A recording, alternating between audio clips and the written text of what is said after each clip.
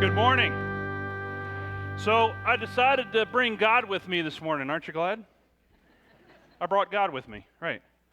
It's my God box. I keep God with me. I brought God with me today, and I usually keep God in this box because it's very convenient for me to keep God in a box. In fact, what I can do is anytime I want to take God with me somewhere, I just take God with me. I can just carry God right under my arm. He goes with me everywhere I go. And then sometimes, to be honest with you, I go to work and I leave God on the kitchen table. Have you ever gone somewhere and forgotten to take God with you? Now, sometimes I've even lost God. And I usually go to church to find God because that's usually where I left him the last time I was there. Does anybody else do that? The other thing I like about this God that I have in my box is that, I can talk to God anytime I want. And when anybody says, hey, show me your God, I go say, hey, look, isn't he cute? Look how he fits in this box. So I put God in a box because it's pretty convenient for me to keep God here. But we're here on Easter Sunday, a day when they tried to put the Son of God in a box made of stone. And they put a huge stone over it. And what we celebrate today is that for thousands of years, people have been putting God in a box. And they tried to put the Son of God in a box. But the thing about God is you can't keep God in a box. You can't keep the Son of God in a box. And that morning when those three women went to the tomb, they found what? They found that the lid of the box had been blown off. And when they went into that tomb, they found that it was empty. There was no God in there because you can't keep God in a box. As much as we try, as often as we do it, we can't keep God in a box. God is too big to fit in our boxes. And I think about this. I think about the women, how they reacted on that Easter Sunday morning. Did you notice how they reacted, how they responded? It said that they responded with terror and amazement had seized them. Terror and amazement, fear and joy. The word there for amazement is actually ecstatic. They were ecstatic as well as they were trembling in fear. Have you ever experienced those two emotions at the same time? Because I find that whenever I'm experiencing those two things, God is at work. You've probably experienced it, actually. You just maybe help me remind you. I remember the day I got married. I was terror and amazement. I was amazed at this beautiful woman coming down the aisle towards me. I was amazed by her beauty, and I was amazed that she would even marry me. And at the same time, I was terrified, thinking, what have I gotten myself into? Terror and amazement. I remember the same feeling coming to me again, those two emotions, when both my children were born and these little creatures were placed in my arms, and I was amazed at the miracle of life, and I was amazed at these little creatures that were laid in my arms, and at the same time I was terrified because I was responsible for them for the rest of my life. Terror and amazement. Now I'm sending my second off to college, and I'm amazed at the young woman that she's become, and I'm terrified to let her go. I'm even more terrified of the college tuition bills, but that's another sermon. Terror and amazement. I bet you've experienced terror and amazement yourself, haven't you? Can you think of some moments in your own life where you experienced these two emotions?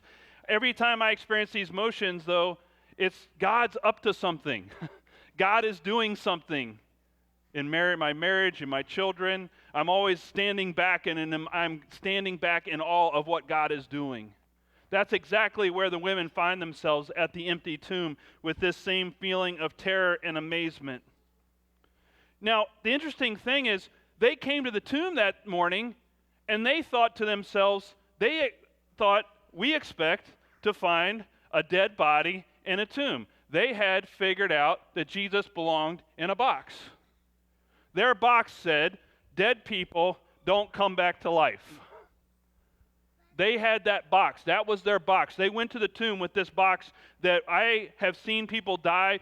Death was much more prevalent in their world than ours is. They saw death every day, and so they knew what happened when people died. They weren't there anymore. They don't get resurrected. They don't come back to life. They went to the tomb with their box. And when they got there, the lid was blown off of that box. But I would imagine that's what led to their terror and amazement. And maybe the reason that we don't always experience the same terror and amazement at what God is doing is because maybe we've put God in a box ourselves. The thing that creates our boxes is what I would call reality, right? How many realists do we have in the room this morning? You got your optimists, you got your pessimists, and then you got your realists. Reality is what creates our boxes. I think one of the things I think about is that sometimes cynicism builds my box. How many people say are often thinking more about Murphy's Law than God's law? You know, going through reality, going through the day, you're worried about what Murphy's Law is going to do to you. You're afraid of what reality is going to do to you, so you worry more about Murphy's Law than following God's law. That's cynicism. And so cynicism starts to build that box because of how we experience reality. We've been raised in a scientific community, and we've been raised in science and education to think that there are cause and effect, facts and proof, and that is another way that we build our boxes because we only think that God can work within that box. And sometimes we look at the world around us and we see the suffering and the brokenness. We see Brussels, we see Paris, we see 9/11, we see terrorism. We see all these things going on in our world, and you say, God, where is God? And because we don't see God showing up, we build our box and say, well, God's not here, God can't work, so I'm going to make this small little box for God. That only God can work in these places and in these ways. And so we build our boxes. The resurrection, though, is a miracle. There is no facts and figures to back it up. There is no science that will prove it. There are no expectations because what a miracle does is it blows the lid off of our boxes. That's what makes it a miracle. And miracles, by the way, have you noticed they're very rare? That's what makes them a miracle. In fact, anytime something happens that we can't explain, that's a miracle. What the women experienced that morning was something they could not explain. They had terror and amazement. It was unexplained. There was an empty tomb. They said, our boxes have been blown up. You know, that's what miracles do. They weren't even praying for a miracle. Did you know that? They weren't coming to the tomb thinking to themselves, oh, I hope he's resurrected. That wasn't even a prayer request. Now, I said to you that miracles are rare. I didn't say that miracles never happen. I remember when I was a pastor several years ago. Well, I'm a pastor today. I was a pastor several years ago, yes. But a mom came to me with her 2-year-old daughter and some of our friends and said, my daughter has an inoperable tumor wrapped around her spine. We're going to Johns Hopkins tomorrow. This was Sunday. She's going to Johns Hopkins on Monday. And she said, can you pray for my daughter? And we said, sure. So we all gathered around her daughter. We prayed for her daughter. We laid hands on her daughter and prayed for her healing. And I always pray, God, you do it any way you want to do it. By a surgeon's hand, by your hand, however, God, you want to work a miracle, please do it. And if you don't, we're going to trust you even if that doesn't happen. And so we prayed that afternoon for this little girl on Sunday. Monday, she went to Johns Hopkins with her mother. I went on Wednesday to do a hospital visit, and I went into the room and I found this little 2-year-old girl playing in one of those little hospital cribs. It's like a little prison bars. I don't know if you've ever seen them. There's a little girl in the prison, you know. And she's in this crib, but she's playing. She's happy. She's having a good time. And I said, so how's she doing? What's going on? When are they going to start the chemo treatment and the radiation treatment and all this? And then she said, they're not. They're getting ready to operate on her. And I said, wait a second. You told me it was inoperable. She said, yeah, when we came in Monday morning, they started doing all their tests, and they did a scan, and they found that the tumor had shrunk by 50%, and they can't explain it. And they know now it's shrunk enough and it's moved away from the spine enough because it was wrapped in the spine that now they're able to go in and remove it all. And I can tell you that that young lady is a teenager today, walking and talking and just fine. I can't explain it. The doctors can't explain it. Maybe it's a miracle. And however God wanted to do it, I don't care. Because I am always terror and amazement hit me whenever I see God at work. That's the way God does it. I find that actually God answers all our prayers for miracles, 3 ways in general. 1, God gives us the miracle, the extraordinary miracle that we've been praying for. That's rare, folks. Sometimes God uses surgeons and specialists and treatments and things of nature and medicine to bring healing to our bodies and to renew us. And sometimes that's where the miracle comes from. Those are explained miracles. And sometimes neither one of those come. And God says to us, I'm going to give you the strength and the grace you need to endure and to persevere with whatever you're going through. That's often the answer I don't want, but it's often the answer I get. Miracles are rare because they're simply there to remind us of who God is and that we can't put God in a box, and they only show up every once in a while when we need that reminder. Most of the time, God works in us and through us in other ways. So what's your response to the resurrection today? What's your response to the empty tomb? Have you put God in a box in such a way that you no longer have terror and amazement about what God does? Paul said in Philippians chapter 2, we're to work out our salvation with fear and trembling. Same word there that the women, they trembled at the sight of the empty tomb. But this idea of fear is not one of, oh, I got to cower before God, I need to be afraid of God. It's more the idea that I am to be reverent and in awe of God's power and who God is, and that God can do resurrection miracles. It's the idea that I am inadequate and that God is more than adequate. That really it's not God that should be in the box, but it's the realization that I am in a box. My body, my life is limited. It's finite. It's not infinite. I am the one in the box, not God. And that's the realization. Fear of God is the realization that I need to trade places. I need to get God out of the box, and I need to realize I'm in it. I'm limited. I'm finite. The prophet Isaiah said, my ways are not your ways. My thoughts are not your thoughts, says the Lord. We cannot put God in a box. Never have been able to do it. I wonder why we keep trying. Because God is a God who is awesome and powerful and life-giving and sin-forgiving and stone-moving. He's an awesome God that blows up boxes. I'm also amazed at God's love and grace. Because even if we put God in a box, God still extends grace. God still extends love to us.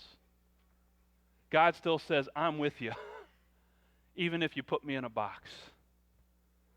But I don't know about you, I don't want my God to be that small. There's one other response we often don't think about in the Easter story. We think about how the disciples responded. We think about how the women responded. We think about how the rulers and the priests responded and the Roman soldiers responded. We think about everybody else's response. But did we ever ask the question, how did Jesus respond? How did Jesus respond to the resurrection? You know, I wish I could be an ESPN reporter on Easter Sunday and go up to Jesus as he's coming out of the tomb. So what are you going to do now, Jesus, now that you won, right? Now that you won the big game, now that you've been resurrected, I'm going to Disney World. Is that what he says? I'm going to go drink some buds like Peyton Manning. No, he doesn't say either of those things. He says, tell my disciples I am going to Galilee, not Disney World. What's so special about Galilee? Why is he saying, meet me back in Galilee? Because that's where all of them received their call to ministry. That's where he called them all together. That's where everything started. And he's saying to them, we're going to begin again. We're starting over again. This is a new day. We have new life. We're going to begin life again. And you know, the church has never been the same from that day forward. There is something, though, that does need to go into boxes. And I want to tell you about that. I got a call on the phone one day. This is back in the days when I was the secretary, the treasurer, the pastor. So I was answering the phones. I was the church receptionist. So I answered the phone. There was a young man on the other end of the phone, and he said, Pastor, I got to meet with you. Can I come meet with you? And I said, sure. What do you want to talk about? He says, well, I can't tell you. I'm like, I need a little bit more than that. He says, I really can't talk about it over the phone, and I just need to meet with you. And I said, well, let's look at my calendar. He says, no, I need to meet with you today. I said, okay, well, let's meet this afternoon. And he's like, no, the only time I can get there is like during lunchtime. And I said, okay, well, I can meet you for lunch. He's like, no, I don't have time. His office was 40 miles from my office. He said, I'm going to meet you halfway between your office and my office on the side of the road. And I said, so what's this all about? He says, I'll tell you when you get there. I was like, this is weird. Wouldn't tell me what's going on, just said, so I got to go meet this guy who I hadn't seen for some time on the side of the road in the middle of nowhere between our offices. So I show up at 12:30. That gave him 30 minutes to drive from his office to meet me there. I pull over on the side of the road. A couple minutes later, he makes a U-turn, pulls out in front of me. We're parked on the side of the road. I get out of my car. He gets out of his car. We're standing between the cars. And I was like, what's this all about? He says, well, I really can't tell you. I just have to show you. And he pulls his keys out, and he goes to open his trunk. Back in the day when you couldn't click your trunk open, you had to actually put a key in it and turn it. And I'm sitting there, oh my. I'm like, if there's a dead body in this trunk, I am freaking out. So he goes over, and he pops open the trunk, and the trunk lid flies open. And he doesn't say a word. He just steps back. And I step forward, and I look in the back of his trunk, and there are boxes. Boxes. Full of adult material. Adult videos, adult magazines, adult stuff that pastors should not see. And he says, I got to get rid of this. And I'm like, what do you want me to do with it? I don't know. He said, he looked at me, he goes, you got to take it from me. I'm like, what? So naively, again, I was a young pastor back then. I didn't know what was going on. So I helped him unload this stuff out of his trunk and put it into my trunk. And when I opened up that trunk and I looked in, I was amazed. But as I drove away from that scene, I was terrified. What am I going to do with all this stuff? I was thinking, what is my wife going to say when I get home, or she puts the groceries in the, and I'm thinking, what do I got to do? I got to get rid of this stuff as fast as I can. Thank God for brother-in-laws. I called up my brother-in-law because he was home from, it was his day off. He was home from work. I said, I'm coming to your house. He's like, well, what's going on? And he's like, well, this is what's going on. He was like, okay. So I show up at his house, open up my trunk, and he went like, whoop, his eyes went like that big. And I said to him, you got a fire pit out back, right? And he said, yeah. And I said, how much gasoline's in the garage? And he said, I got enough. So we dumped it all, we took it all out of the trunk, put it in the fire pit, we doused it with gasoline, we threw a match on it and watched that thing go up. One of the most cathartic moments of my life. It was great. Why did that young man do that? Because he wanted to begin life again. He had been recently married. And he realized that there was something getting in the way of his relationship with his wife, and he knew he had to get rid of it. He had to bury it. He had to crucify it once and for all. And he said, I got to get rid of it. There are things, folks, in our lives that we need to get rid of, that we need to bury, that we need to put in boxes, and we need to throw some gasoline on it, and we need to let it burn out of our lives so that God can resurrect us, so that we can begin life again. Because what we celebrate today is a God who is powerful enough and awesome enough not only to resurrect people physically from the dead, but able to resurrect you and me to new life spiritually, mentally, and emotionally. God is a God of resurrection. Amen.